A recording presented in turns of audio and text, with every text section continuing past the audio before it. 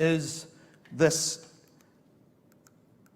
balance that we have between the research and the practical application. And so we get a lot of discussion that goes on around this. What's the best way that we can really bridge this gap that happens a lot of times between what's perceived as happening in the academic space, which is the research, and then what's happening in practice in terms of how we practically apply that information. What I think's been really exciting though, really in the last 10 years or so, is that that gap's been bridged a lot by a lot of really good people, I think. So you don't have to look very far to find really good case studies and examples of where I think this is done particularly well. And so when we're looking at this balance between the two, we kind of get two ends of the spectrum, and people like to look at the extremes of these things. So you'll get the academics that talk about the research that's been done in these applied settings, and one of the things they'll talk about is the quality of the research. How do you ensure quality of that research that's going on when you're doing that type of work in an applied setting? So that's something I'll touch on today.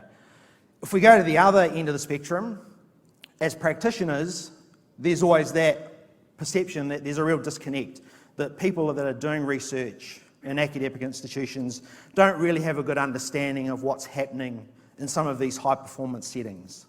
And so that's another area that we need to be aware of as well. And the biggest thing for you, if you're working as a practitioner, is really the so what. You know, what's this research actually mean for me?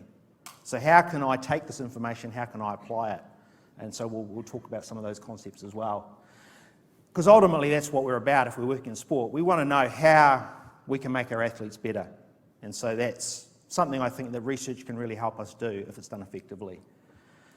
And then you start to get conversations that come around as well with this whole disconnect between the practical application, coaching and science. And so people will start talking about, well, what about the art of coaching? How does that fit in? And I think that's an important conversation that we need to have as well. And then if we go back to the other end of the spectrum and you start talking to researchers and academics, and they'll be talking about things, well, this research has come out, but research X did this X number of years ago. So we get these kind of conversations that go on in this whole sphere of the link between these two. And I think sometimes they can distract us from the really important stuff that comes from this. And for me, that's all about what can we take from this information and how can we make our athletes better. And that's really been a driving philosophy for a lot of the work that I've tried to do in this athlete monitoring space. So